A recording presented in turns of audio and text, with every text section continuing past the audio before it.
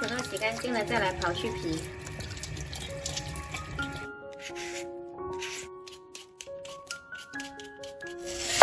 再切成薄片，平铺在盘里。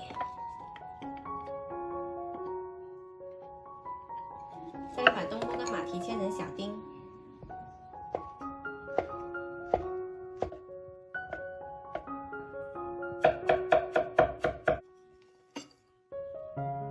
五花肉揭去皮之后切小块，再剁成肉末。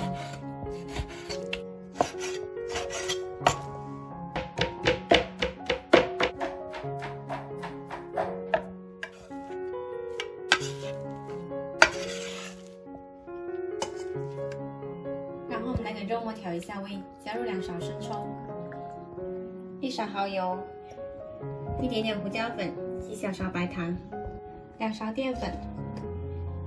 少许食用油，把马蹄碎跟香菇碎加进来，抓均匀，然后再摔打一会儿。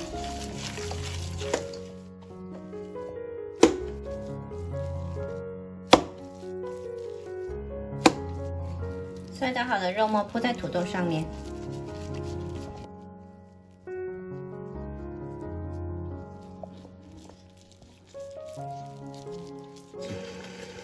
水开了，上锅大火蒸15分钟。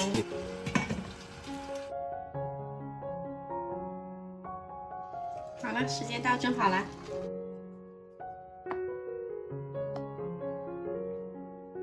撒上少许葱花，淋上蒸鱼豉油就可以开吃了。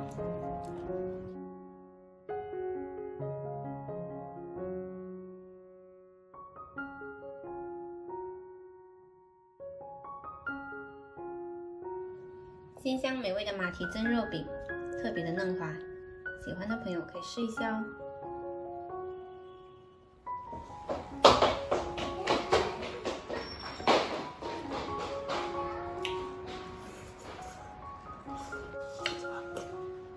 哥哥说这肉饼好好吃哦，妈妈给你夹一点啊，对吧？你要吗？你要生菜吗？这是什么呀？荔枝糖。荔枝糖哦。哦，你知道这是什么？这是利士糖。对了。我最喜欢吃的糖果了。妈妈。